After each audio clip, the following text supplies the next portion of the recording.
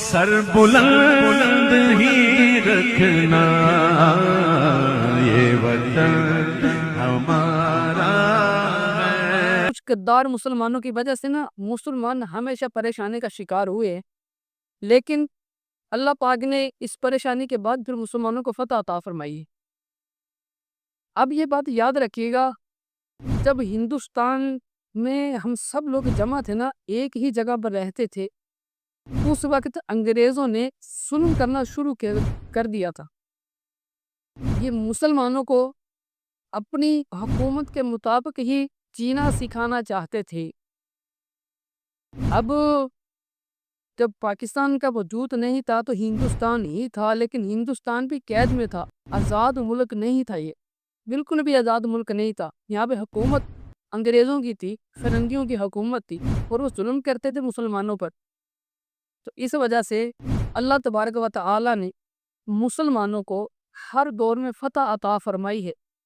پریشانی بھی آتی ہے، لیکن اللہ تبارک و تعالی نے فتح عطا فرمائی ہے۔ پاکستان بننے سے پہلے اس خطے کو ہندوستان کے نام سے یاد کیا جاتا تھا اور ہندوستان ہی کہا جاتا تھا۔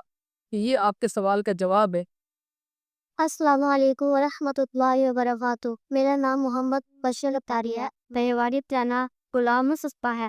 میں اس سوال پوچھنا چاہتا ہوں کہ پاکستان کو کیوں بنایا گیا؟ پاکستان کیوں بنایا گیا؟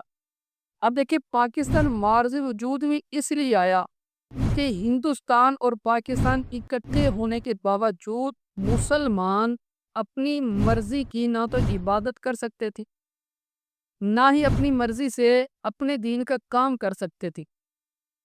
پاکستان اس لیے بنانا پڑا کہ پاکستان ایک الگ ریاست ہو، پاکستان کے اندر مسلمانوں کے اپنے حقوق ہو، یہ اسلام کے مطابق زندگی گزار سکے، اسلام کے مطابق ان کو اپنے بچوں کی پرورش کرنے کی اجازت دی جائے، کیونکہ پاکستان بننے سے پہلے مسلمانوں کے حالات بے شمار تنگ تھے۔ ان کا کھانا پینا، ان کا رہن سہن، یہ سب کا سب اپنی مرضی کا بالکل بھی نہیں تھا۔ کچھ مسلمان تھے اس دور میں جو امیر طبقے سے تعلق رکھتے تھے، ان پہ ذرا دباؤ کم پڑتا تھا، لیکن جو غریب اور غربا تھا نا مسلمانوں کا، ان پہ بہت زیادہ دباؤ تھا۔ تو پاکستان اس لیے بنایا گیا کہ پاکستان میں ایک اسلامی نظام ہو، پاکستان میں مسلمانوں کے اپنے حقوق ہو، پاکستان میں اپنے اسلام کے نظریات کو پیش کیا جا سکی اور اسلام کے مطابق زندگی گزار سکی۔ یہ پاکستان کو اس لیے بنایا گیا۔ السلام علیکم ورحمۃ اللہ وبرکاتہ۔ میرا نام عائشہ اور میرے والد کا نام ارشاد احمد ہے۔ سر، میں آپ سے ایک سوال پوچھنا چاہتی ہوں، پاکستان نہ ہوتا تو پھر کیا ہوتا؟ اگر پاکستان نہ ہوتا تو پھر کیا ہوتا؟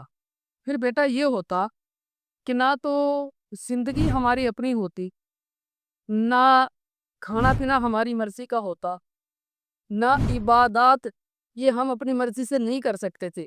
اب دیکھیں، جو ممالک آج بھی قید ہے نا، آج بھی جو غلامی کی زندگی ممالک جی رہے ہیں، وہ اگرچہ مسلمانوں کی ہوں یا غیر مسلموں کی، لیکن جو ممالک آج بھی کسی کے قید میں ہیں نا، وہ بیچارے زندگی نہیں گزار سکتے اپنی مرضی سے۔